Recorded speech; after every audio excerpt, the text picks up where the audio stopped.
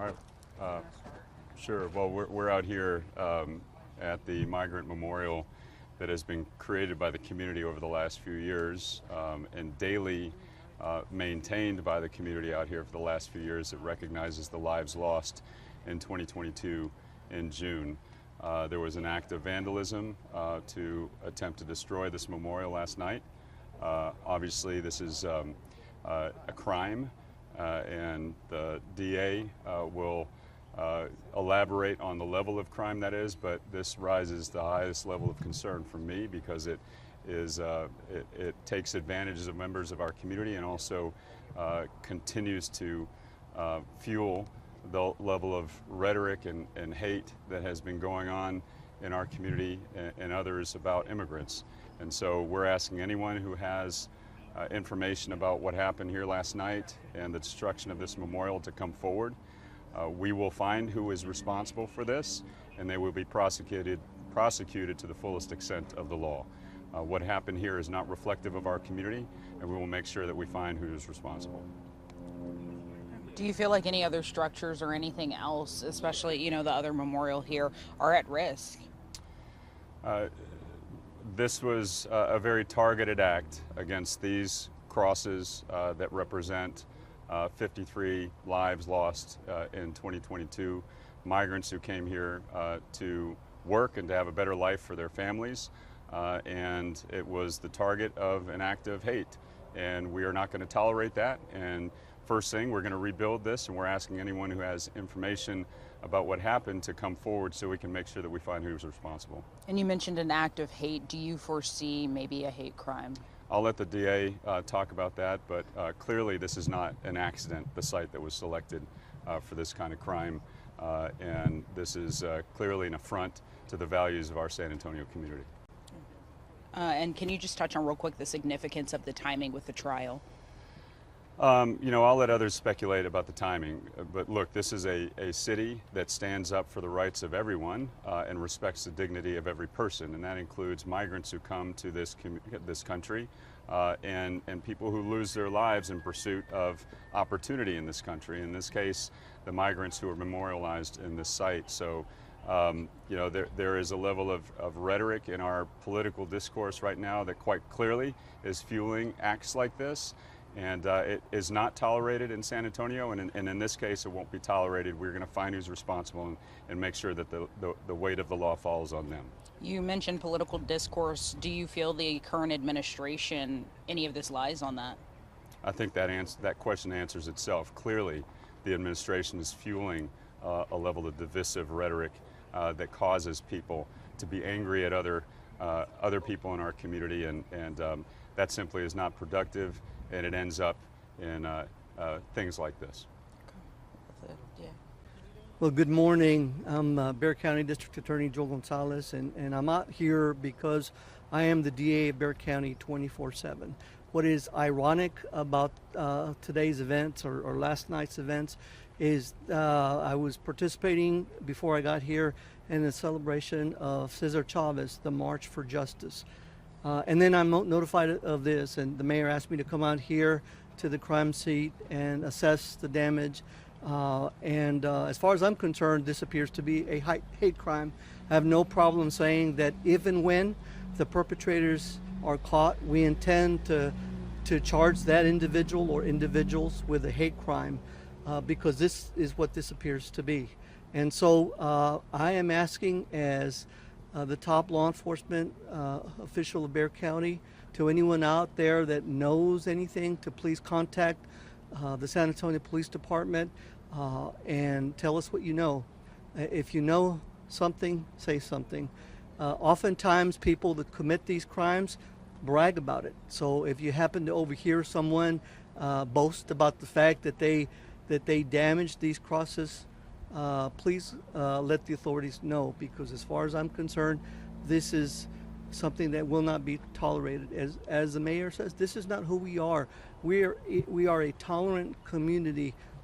Before I walked in here, I was dressed in full uniform and to celebrate the memory of Cesar Chavez. That's what is so ironic about this event, is on the day that we are supposed to celebrate our differences, but that we come together as a community to celebrate our differences and work together to live in a community that lives in harmony.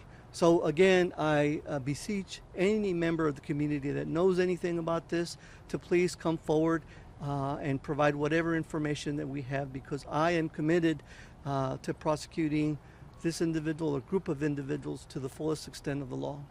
And can you speak to the significance of the timing with the trial? I mean, how important and this is? Well, I can't comment on the trial because there is an appellate process. There may be future appeals, so I certainly don't want to taint or compromise the results of that trial. But I don't. It's not lost on me that this happens at the same week as we saw that trial. Again, the day after this incident, we celebrate the memory of Cesar Chavez. So I do think there's a connection. I don't think this is coincidence, but as far as specifics, that's as far as I'm willing to say at this point. What do you say to community members who see things like this, who have memorials for their loved ones or other migrants in the community who've lost their lives like this? To them, I say we respect the memory of your loved ones. We will do everything we can to ensure that you have the ability to remember them with dignity, and that if anything happens to them, to please contact the authorities and we will prosecute those individuals. No one should be subject to this sort of crime. No one should be subject to remembering their loved ones with this sort of destruction.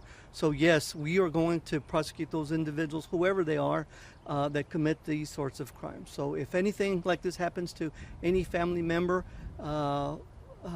that is a member of this community that is a victim of a hate crime, please come forward, and if we have the evidence, we will prosecute those individuals. And are there joint task forces working on this in addition to SAPD? Well, I can't speak to any specific task forces. I know that SAPD and other members of the law enforcement community are aware that these sorts of crimes occur. It doesn't happen just in this state, but across the country. So I know that they are prepared to handle this sort of a crime. I'm confident that they will work hard and hopefully uncover whoever did this horrible thing. And of course, this is very early, but 53 crosses. Could this be the number of charges, the number of counts? Absolutely. We could theoretically charge someone with 53 counts of criminal mischief. Again, if it qualifies as a hate crime, it elevates it to the next offense level. So it appears to me this is a felony level of criminal mischief, and again, a hate crime will elevate it to the next highest level. Okay. Anything else you'd like to add? That's all I have to say this morning. Again, it's tragic that we have to experience this. It's tragic that the family members have to go through this and see the horrible result of this kind of vandalism and this kind of horrible act. But we're gonna work diligently to find those individuals, whoever they are. And again, I ask the community to step forward if they know anything about who did this, to please come forward so that we can hold those individuals accountable. Thank you so much. I appreciate it. Yeah.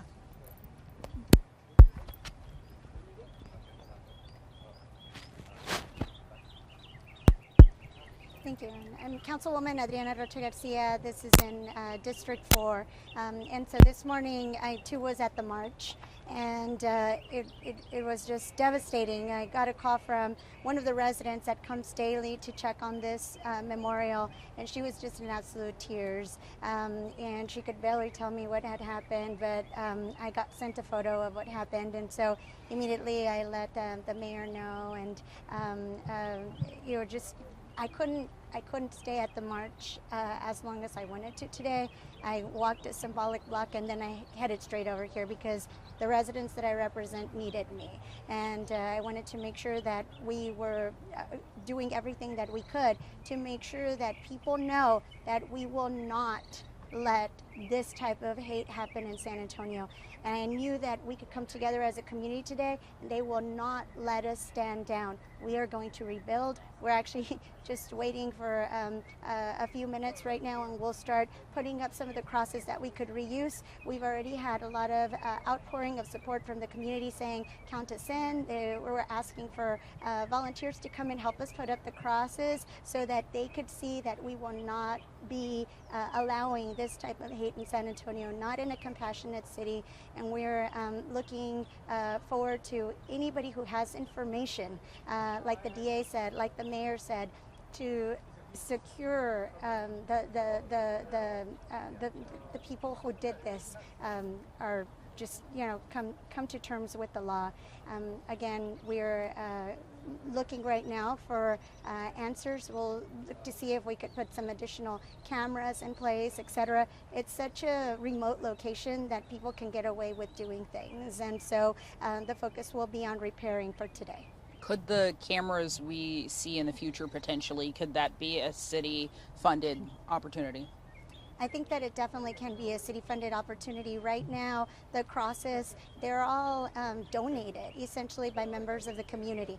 As a matter of fact, when they heard on the news already that this was happening, members of the community started coming already. They are prepared with tools and everything necessary to put the crosses back up today. They're prepared to go out and get the paint and do everything themselves, but they need some support from the city, and so we know that we'll be working together with SAPD and trying to figure out what we can do with cameras. How do you as a community come together after such a tragic incident like this? Well, like the DA mentioned, today was a day of celebration of justice. Through the Cesar Chavez March, which drew thousands of people downtown. And right before taking the stage, I informed Ernesto Martinez, who is the leader, the organizer of the Cesar Chavez March, and he was devastated because it's migrants that Cesar Chavez made sure that were represented as well. We want to secure, I'm so sorry. It's okay, just speak up just a little bit.